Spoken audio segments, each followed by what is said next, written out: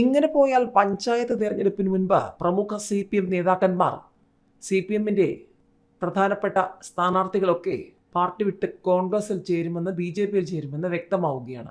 CPM മുൻ പഞ്ചായത്ത് അംഗം കോൺഗ്രസ് സ്ഥാനാർത്ഥി മത്സരിക്കാൻ സീറ്റ് ലഭിച്ചില്ല. പഞ്ചായത്ത് പ്രസിഡന്റ് CPM വിട്ടു. അങ്ങനെ നിരവധി ചോദ്യങ്ങളാണ് CPMന്. CPM മുൻ ഗ്രാമപഞ്ചായത്ത് അംഗം UDFന്റെ സ്ഥാനാർത്ഥിയായി. നിലമ്പൂർ ചാലിയാർ പഞ്ചായത്തിലെ പെരുവമ്പാടം വാർഡിലാണ് മുൻ പഞ്ചായത്ത് അംഗം അച്ചാമ്മ ജോസഫ് UDF സ്ഥാനാർത്ഥിയായി കൈപ്പത്തി ചിഹ്നത്തിൽ മത്സരിക്കുന്നത്. അച്ചാമ്മ ജോസഫിന് ചാലിയാർ മണ്ഡലം കോൺഗ്രസ് കമ്മിറ്റിയുടെ നേതൃത്വത്തിൽ സ്വീകരണം നൽകി. ഇടിവണ്ണ വാർഡിൽ സ്വതന്ത്ര സ്ഥാനാർത്ഥിയായാണ് മത്സര രംഗത്തെത്തിയത്. തുടർന്ന് 2010 ഇടിവണ്ണ ഡിവിഷനിൽ നിന്നും LDF സ്ഥാനാർത്ഥിയായി നിലമ്പൂർ ബ്ലോക്കിലേക്ക് മത്സരിച്ചെങ്കിലും പരാജയപ്പെട്ടു. 2015 പെരുവമ്പാടം വാർഡിൽ CPM സീറ്റ് നൽകി. അട്ടിമറി വിജയം നേടി CPM ക്ഷേമകാര്യ സ്ഥിരം സമിതി അധ്യക്ഷയായി. 2020 വീണ്ടും മത്സരിച്ചെങ്കിലും UDF സ്ഥാനാർത്ഥിയോട് പരാജയപ്പെട്ടു. ഇതേ തുടർന്നാണ് CPM വിട്ടത്. തുടർന്ന് കോൺഗ്രസിൽ ചേർന്നു.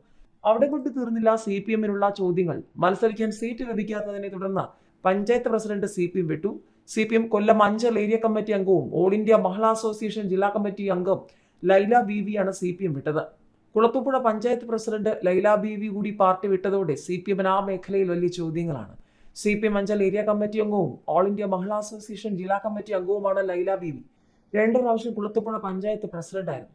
തിരഞ്ഞെടുപ്പിൽ സ്വതന്ത്ര സ്ഥാനാർത്ഥിയെ മത്സരിക്കുമെന്ന് ലൈല ബീവി പറഞ്ഞു. കുളത്തൂപ്പുഴ ടൗൺ വാർഡിലാണ് മത്സരിക്കുക.